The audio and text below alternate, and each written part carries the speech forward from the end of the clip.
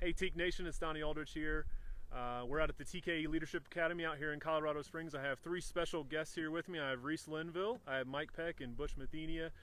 Butch and Rees are both Leadership Academy graduates and have come back to be facilitators. All three of these gentlemen here are facilitators. And what I want to start the broadcast with is, gentlemen, I want to ask you, Rees, why do you spend time, busy up in Chicago, have a very successful job at Smith Buckland? Why are you spending time out here this weekend at the Leadership Academy being a facilitator? Because, Donnie, I believe in the program, and I believe in the people that come to the program, the facilitators, and that we really make an impact here. Awesome. Butch, talk to the people. You're recently graduated. You recently have gone through this program. Why all of a sudden do you want to come back? A lot of people take time off after they graduate from the Leadership Academy, graduate from college.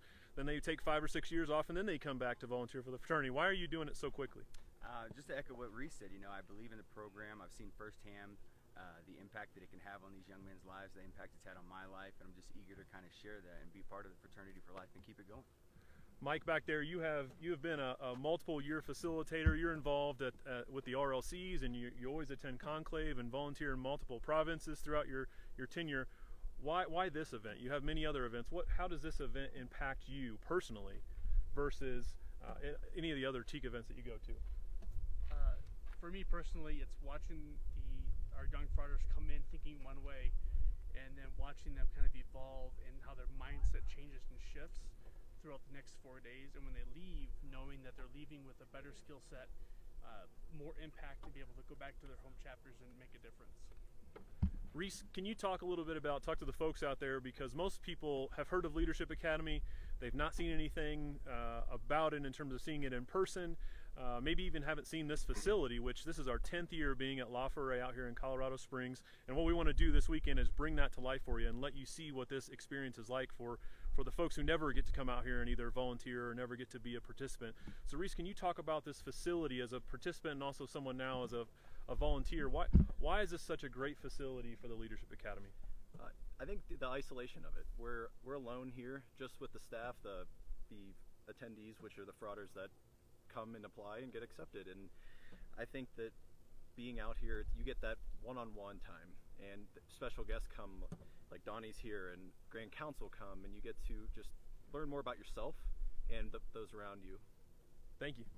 Butch, what are you most excited about? We're on the precipice of getting ready to get started here. Dinner will be in another hour and a half as we're out here in Mountain Time. So I know a lot of our East Coast folks, it's already 7 o'clock and they've had their dinner, or maybe they're sitting down and getting ready to have their dinner and enjoy their Friday night. What are you most excited about as we're on the precipice of getting this program kicked off this year? I think it's the opening ritual that really excites me, and that I'm really hyped for tonight. This facility here is amazing. Where we have our ritual, our opening ritual, you couldn't ask for a better spot to really let that moment sink in for these guys, and so they can grasp the gravity of what we're doing here, and so that it just sets the tone for the whole weekend. Yeah, I think that's a great aspect of the Leadership Academy. We begin with ritual and we end with ritual. A lot of our other events, we do ritual at some point. Typically, it's in the middle of the event. Conclave, we do ritual right at the beginning. But Leadership Academy, we have bookends, which is a really unique aspect of this. Mike, what's one piece when it comes to small group meetings? Most people don't know that at Leadership Academy, all of you will be leading a small group of 8 men in your small group, having discussions throughout the weekend, reflections of lessons that are learned.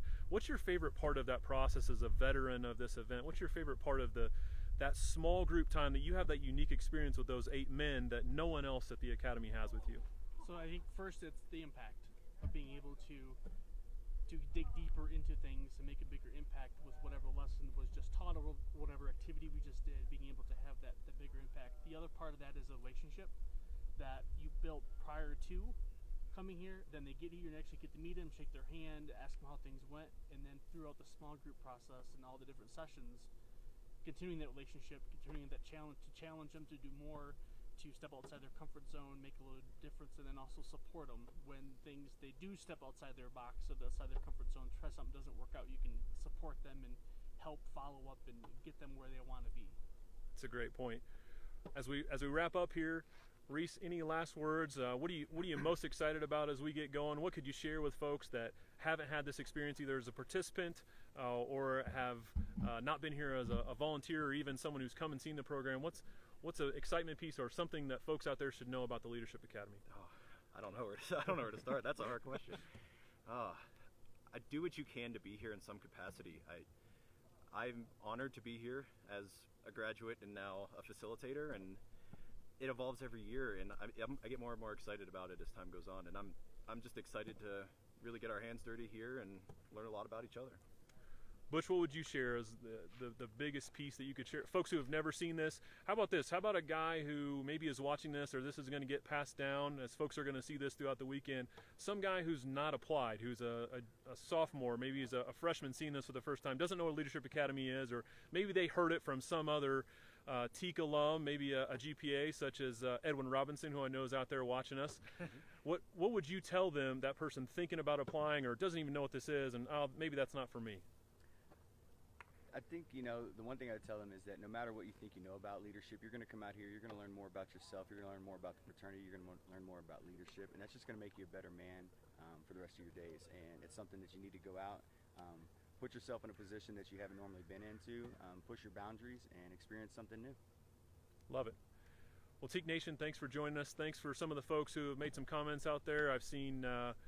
I saw also Brian Coons and Zane. Thank you for joining us. Hope you guys pass this video around. As I said, I'm going to be doing this with a lot of different folks, try to give you different perspectives of the site, some of our guests, some more of our facilitators, some of our participants through the weekend, see what their perspectives are, and really try to bring this experience to life, because we believe, especially the investment that's been made in this program by many of you out there watching, and a lot of the folks who are here as well, we believe this is extremely valuable to the fraternity and want you to see what it is, and hopefully we can have 300, 400 people apply next year because they want to be out here and be in some of these videos next year and gain all the knowledge and experience that these guys have to offer. So, frauders, with that, enjoy your evening, and I love the fraternity.